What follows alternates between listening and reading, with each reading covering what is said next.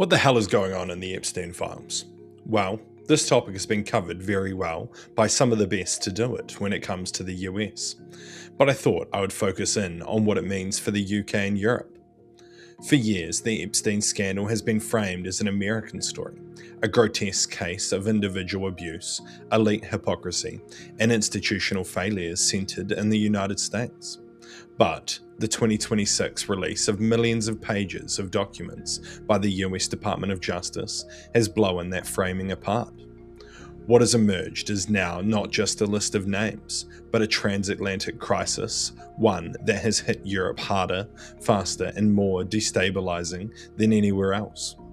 Governments have fallen into crisis, royals have been stripped of status, senior diplomats and national security officials have resigned, and criminal investigations have been reopened across the continent.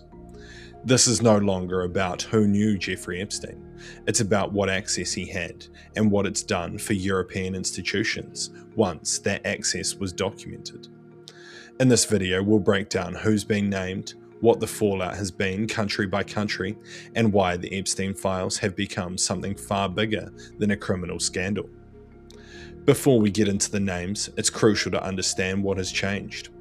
Europe has been hit the hardest, not by the 2024 unsealing of civil court records, but by the January 2026 DOJ release, which published over 3 million pages of unclassified material, including emails, financial references, travel records, and third-party submissions retained by investigators. Crucially, the Justice Department has warned that being named does not equal a criminal guilt. Some materials were unverified submissions, and the release was intentionally over-inclusive to meet transparency requirements. That caveat matters, legally.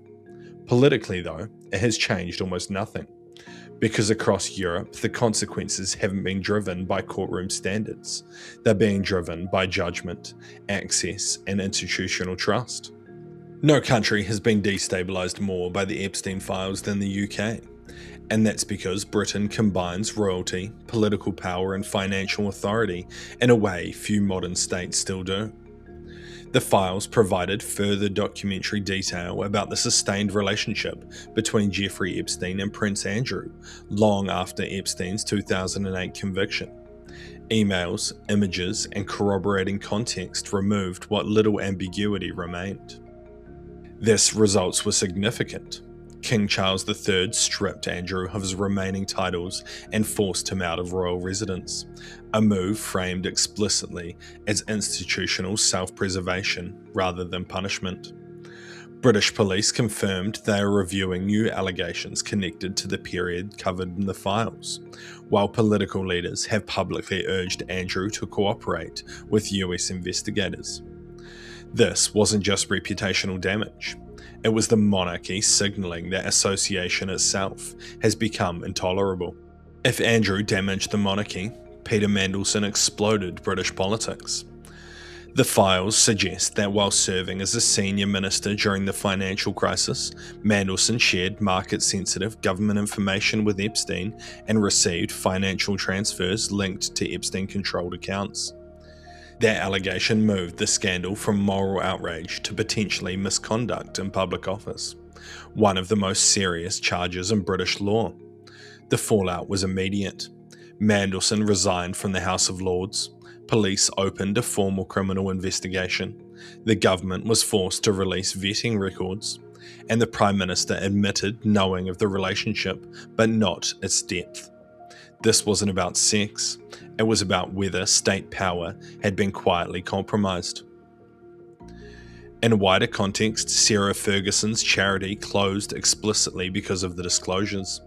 Public trust further collapsed amid economic instability, and the Epstein files became a vehicle for broader anger at elite immunity, an anger that is cut across party lines. Norway is often cited as one of Europe's most transparent, high-trust societies. That's precisely why the fallout there has been so severe. The files revealed nearly 1,000 references to the Crown Princess Mette-Marit, including documented contact years after Epstein's conviction. She has issued a public apology, acknowledging her poor judgment. But the damage wasn't personal, it was structural. The Norwegian monarchy rests almost entirely on public trust, and that trust took a direct hit. At the same time, Norway's economic crime police opened an aggravated corruption investigation into the former Prime Minister and the Nobel Committee Chair, Thorbjørn Jagland. The question being examined is not sexual abuse, but influence, favours, and whether international prestiged institutions were vulnerable to manipulation. Senior diplomats were temporarily relieved of duty, and calls for independent inquiries into the foreign ministry have followed. In Norway, the Epstein files have triggered something rare: elite accountability moving faster than public outrage. Elsewhere in Europe, the fallout has been fragmented, but no less serious. Slovakia's national security advisor resigned after emails surfaced showing contact with Epstein as late as 2018. He has denied any wrongdoing, but framed his resignation as necessary to protect the state. That alone should be pretty telling. In France, the scandal has centred on governance and finance. A former culture minister has resigned from a major cultural institution after disclosures of sustained post-conviction contact, triggering a financial crime investigation into alleged tax fraud and money laundering. Again, not sex, but power, access and money. Poland has taken the most aggressive posture. Prime Minister Donald Tusk launched a state-level probe into whether Epstein's network was exploited by foreign intelligence services to generate compromise, including allegations of trafficking involving Eastern Europeans. This reframed the Epstein files as a national security issue, not just a moral one. And that framing is spreading. So what has the Epstein release really done to Europe? 3 things stand out. Firstly, the elite immunity has been punctured, not rhetorically, but practically. Royals have lost titles, diplomats have resigned, criminal probes have been opened. For the first time, proximity itself has become a disqualifying factor. Secondly, institutions have been forced to choose survival over silence. Governments, monarchies, charities, and large international organisations have acted not because the courts have demanded it, but because legitimacy requires it. And that's a significant shift. And thirdly, Epstein has been reframed as a systematic vulnerability. Across Europe, analysts have stopped asking who did what and started asking how did one man gain access to royal palaces, state secrets, and global institutions, even after convictions of sex crimes. The answer isn't an individual's failure, it's a structural blindness. So what does this all mean for Europe? I think this isn't the end of the Epstein story here. I think this might mark the beginning of some institutional changes. In the short term, I think there'll be more investigations, resignations and disclosures, particularly when it comes to national security. In the medium term, I think it might change how people look at the elite, how governments look at donations, and transparency rules when it comes to politics.